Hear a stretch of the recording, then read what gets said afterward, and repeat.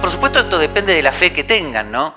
Pero para los que analizan la fe, incluso desde el punto de vista más sociológico o antropológico, todos saben que para el cristianismo hay un momento esencial que es el tema del pecado original. O sea, el ser humano ha sido creado en armonía con Dios y esa armonía se corta y en cierta medida, entonces, después de ese corte, que es el pecado original, el ser humano es arrojado al mundo, ¿no? O sea, de alguna manera, al perder la armonía con Dios, el ser humano, como diría Heidegger, que tal vez no sé si es filósofo cristiano o qué, pero es arrojado al mundo, ¿no? Es expulsado del paraíso. Bueno, esto ha sido interpretado de muchas maneras por muchos filósofos y pensadores. Está la interpretación cristiana, hay interpretaciones no cristianas de esto, etcétera, etcétera. Pero, no te preocupes, pero lo fundamental acá es cuál es la relación de esto con el tema de la escasez. Acá viene el punto, ¿está?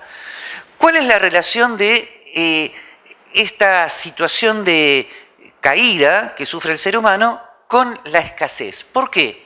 Porque en realidad, desde el punto de vista escriturístico, no sabemos bien qué pasaba antes del pecado original con respecto a la escasez.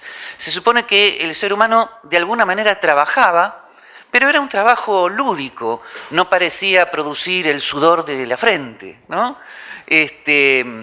Pero después del pecado original, el ser humano se enfrenta radicalmente con la escasez. Ahora, ¿qué es la escasez? Acá voy a dar una redefinición del punto. La escasez es un tema esencialmente cultural.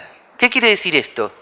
Los animales tienen en su medio ambiente fragmento aquellos bienes y servicios que necesitan para su subsistencia en competencia biológica, como diría von Mises, ¿no? Con otros animales. Ahí viene la lucha de las diversas especies por el alimento.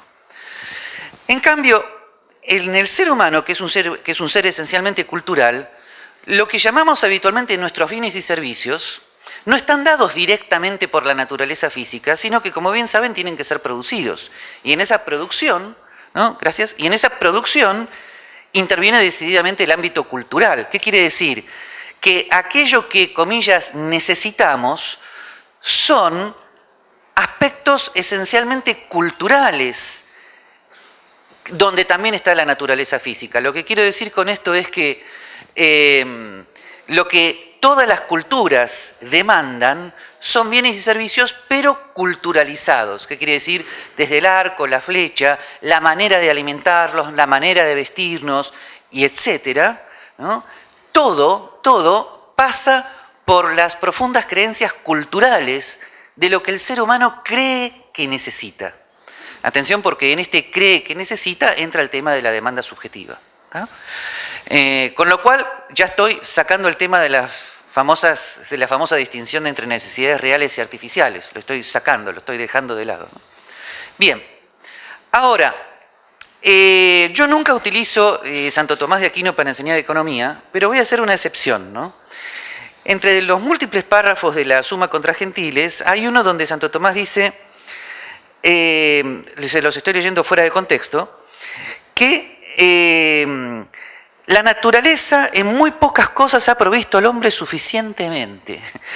Fíjense, acá hay una pequeña noción de escasez. Y por supuesto Santo Tomás ahí se refiere a la naturaleza física, dado el contexto del texto, ¿no? En muy pocas cosas o en nada ha provisto al ser humano suficientemente, ¿no? Es interesante porque Santo Tomás también sigue hablando allá de una mínima noción de división del trabajo, etcétera, etcétera. Entonces, nada de lo que el ser humano necesita está dado. Ahora, ¿por qué insisto en esto? Porque en esta visión de antropología cristiana y en esta visión de Santo Tomás, la escasez, definida precisamente como esa naturaleza física que es indiferente a las necesidades esencialmente culturales del hombre, no es algo malo en sí mismo. A ver, no es que la escasez sea en sí misma un pecado, no es que la escasez podría evitarse si fuéramos buenos. Atención con esto porque muchos cristianos se confunden. ¿Está? No es que los bienes están dados, no es que Dios ha provisto los bienes para toda la humanidad y dada nuestra maldad, nuestra codicia, entonces los bienes son escasos. No, sencillamente después del pecado original hemos sido enfrentados con la naturaleza física tal cual es. Antes no sabemos cómo Dios nos protegía de ello. Pero después del pecado original nos enfrentamos con una naturaleza física creada por Dios, buena en sí misma, pero que en sí misma es indiferente a nuestras necesidades esencialmente culturales. Por lo tanto, la naturaleza física y su esencial indiferencia con respecto a nosotros no es algo malo. Al contrario, la naturaleza física ha sido creada así por Dios. Decir que la escasez es mala es lo mismo que decir que es malo que un tigre nos corra. En realidad sería lo que es imprudente de nuestro lado es ponernos en su camino. Tal vez, bueno, no voy a hacer más chistes al respecto, pero el tigre sigue su naturaleza, ¿está? Entonces no hay algo malo allí.